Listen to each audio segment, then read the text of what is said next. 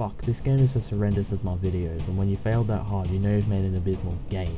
This is a free-to-play FPS game you can get on Steam, so in case you have a computer that cannot handle decent free FPS games like CSGO or TF2, you can get Rebel Forces free of charge. What a time to be alive. Honestly, there isn't going to be much to this episode of V0rteX's Game Room, as there really isn't anything that Rebel Forces does differently from all the other FPS games out there, besides having one of the most cringy names for a game in mankind. And this is coming from a guy whose YouTube username is V0rteX. I mean, seriously, Rebel Forces, it sounds like a Call of Duty clan, Xbox 360 gamer tag that you see back in 2008. Anyway, so there's a campaign mode to this game, if you can even call it campaign mode. It's pretty much just you playing offline with bots, or whilst trying to complete certain objectives like kill all 69 enemies or kill all 420 enemies, or whilst not dying, otherwise you have to complete this tedious as fuck mission again. The campaign is super boring, has literally no purpose to exist whatsoever other than to waste your time thinking that you're going to unlock an actual storyline, or you're going to get gold to buy overpowered, unbalanced weapons and shitty cosmetics that make Fortnite's cosmetics look like game-changing cosmetics with actual benefits that help you in the long run. I mean, fucking Super Mario Bros. 1 for the NES has a more sophisticated plot than this. Other than the story, we only have one more mode, which is called Online PvP,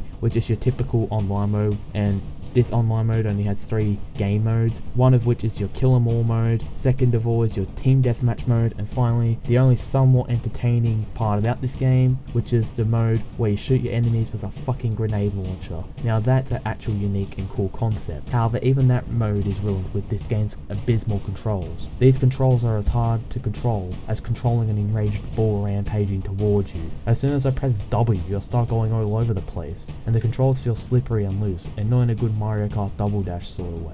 Tough shit if you want to use a controller, as I attempted to plug my sister's PS4 controller into my PC, open up DS4 Windows to connect it to my computer, and that gives me access to play PC games with the PS4 controller, and it does this. Like, God, I'm developing a migraine just looking at this fucking game spinning. You spin me right round, baby, right round, like a record, baby, right round, round, round. Another thing I have to critique this game on is the graphics. The graphics of this masterpiece of gaming history are probably one of the worst factors about the game. It's obvious by even looking at the game that the developers plagiarized character models from a Chinese bootleg Counter-Strike game, and then stuck those characters in an environment that looks like a 3-year-old drawing a penis on Microsoft Paint while drinking red cordial. And the developers decided to implement those beautiful graphics in the game, because apparently good art in games is hard to find nowadays. Interestingly enough though, the good, beautiful and fantastic settings when you boot up the game, they all look the exact same. I'm not sure if it's my computer or whatever, but it looks the same on all the settings for some reason. This game is so lazy that it only has a measly 7 achievements, 2 achievements of which are the exact same thing, which involves killing 100 enemies. Lastly, this music gives me a thumping headache. There's not a lot of tracks in the game, but this specific music track has to be one of the most repetitive tracks in gaming history, as it loops after 20 seconds. And it's not like it sounds pleasant either, it sounds like a caveman bashing a rock on a metal bin in a cave. I swear this game's music tracks have more snare in it than Saint Anger by Metallica. Don't tell me these aren't the same songs.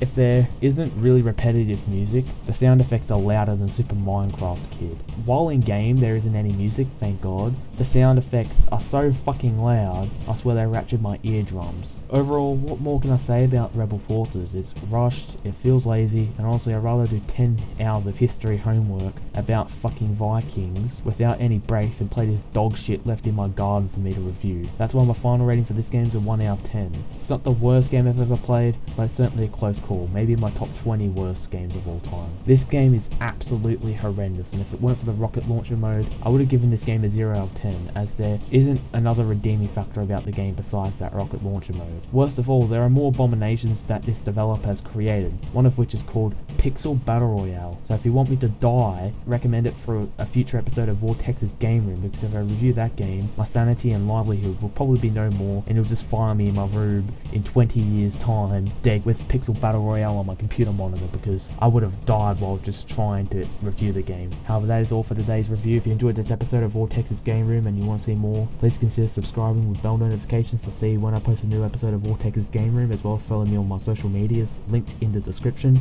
Otherwise, I'll see you guys next time. Peace.